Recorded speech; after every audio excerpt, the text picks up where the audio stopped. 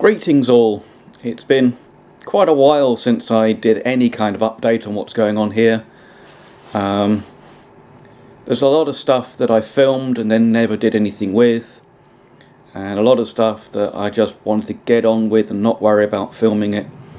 But there have been some major rearrangements in the workshop, so let's swing around and see what's going on right now. As you can see, the workshop only has one car in it, and it's not an Excel and it's not a Sirocco.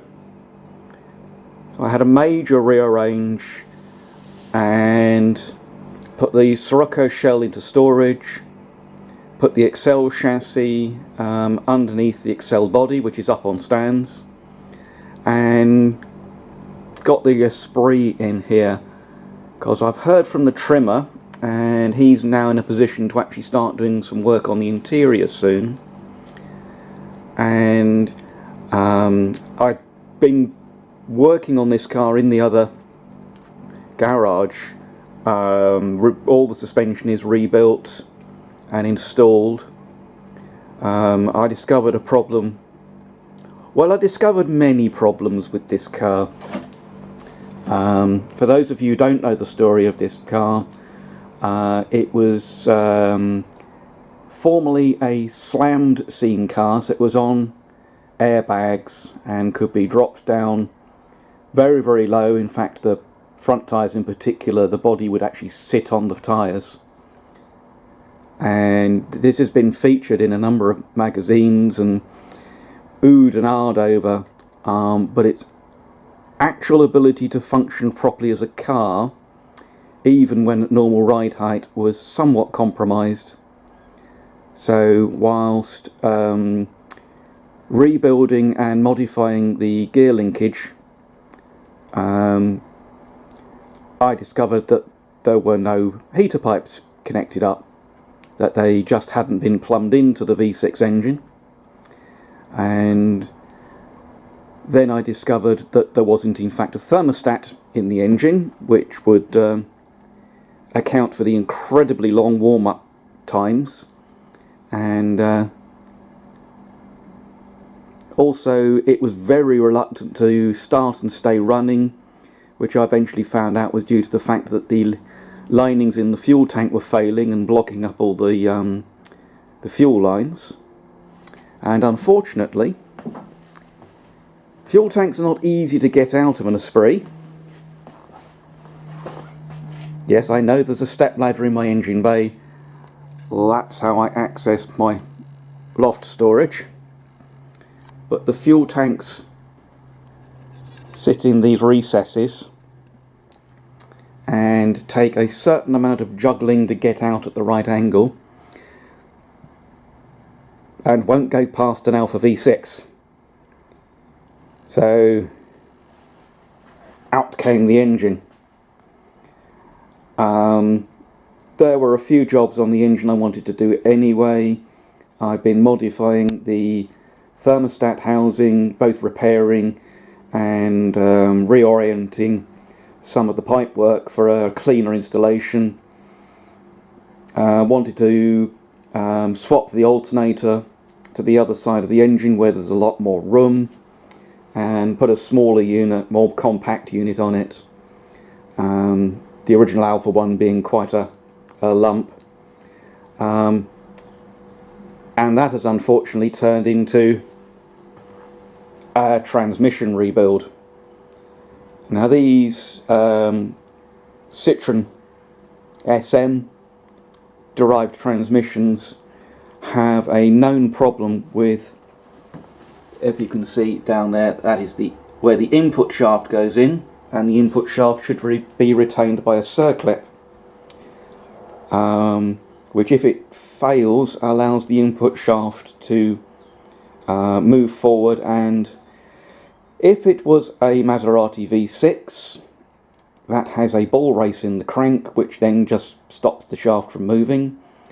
On the Lotus engine and on this Alpha engine,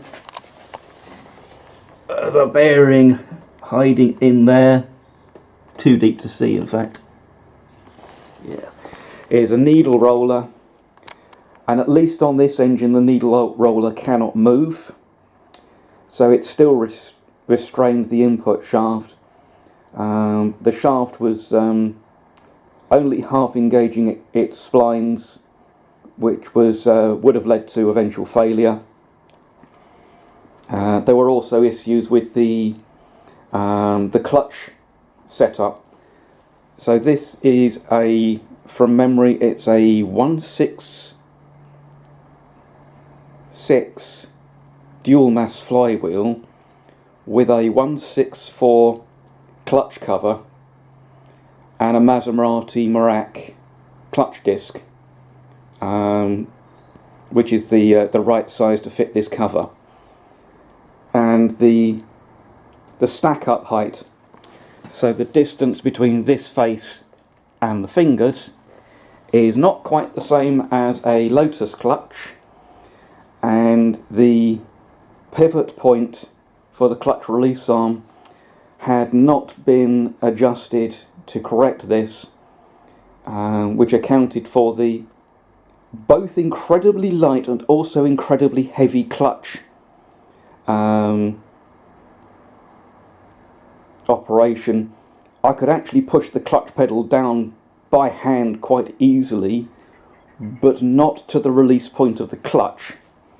To do that required quite a heavy shove, so hopefully that will all be solved when things go back together and I adjust the pivot point for the release arm.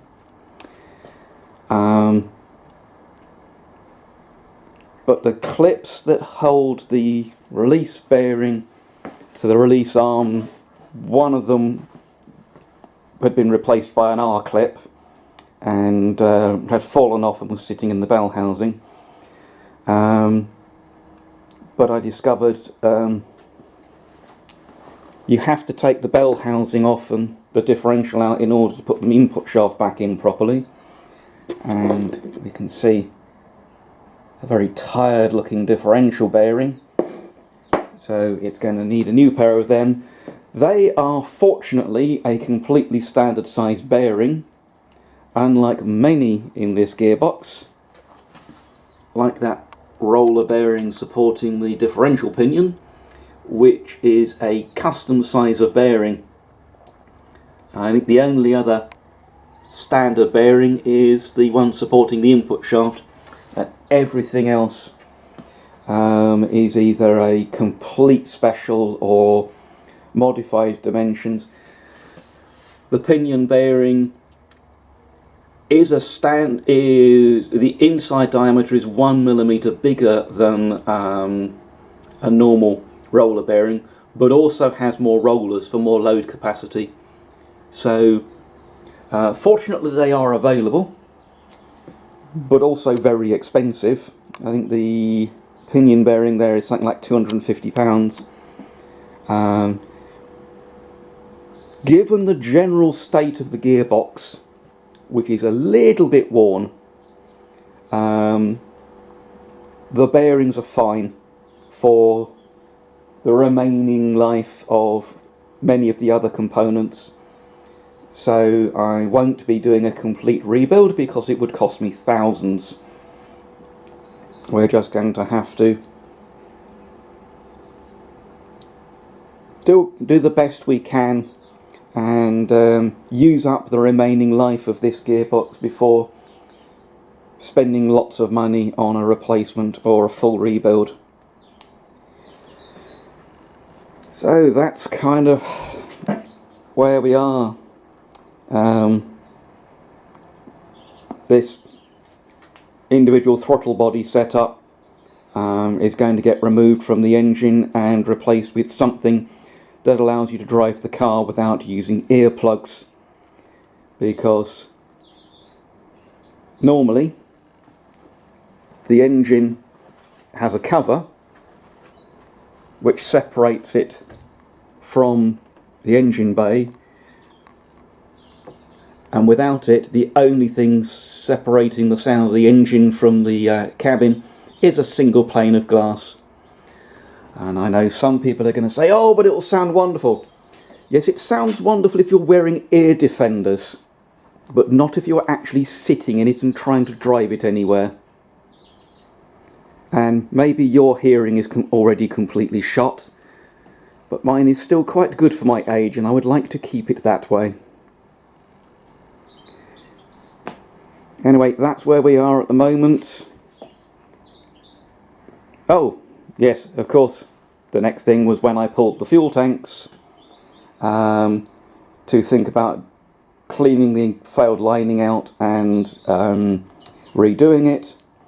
I discovered that this fuel tank in particular has got quite a few holes in it that have been this tank had effectively been wrapped in fiberglass, so I shall be cutting out a lot of rusty metal and welding in fresh to restore the fuel tank to functionality, and also modifying the outlet arrangement to use a bigger balance pipe.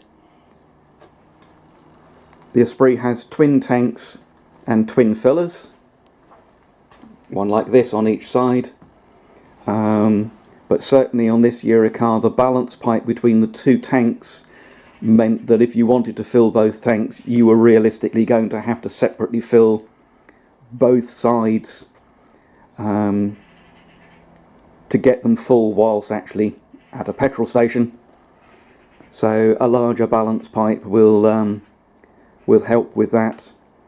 And I'm redoing the fuel system because it was running a standard SU pump that people who know SU pumps will know that they tick, or when bolted to a plywood fire will thump, and normally this isn't an issue, except that this pump ran continuously because it was then feeding a high pressure fuel injection pump with a return system, so it would never build pressure and shut down. So of course we're getting to that time of year when the workshop is getting a little colder,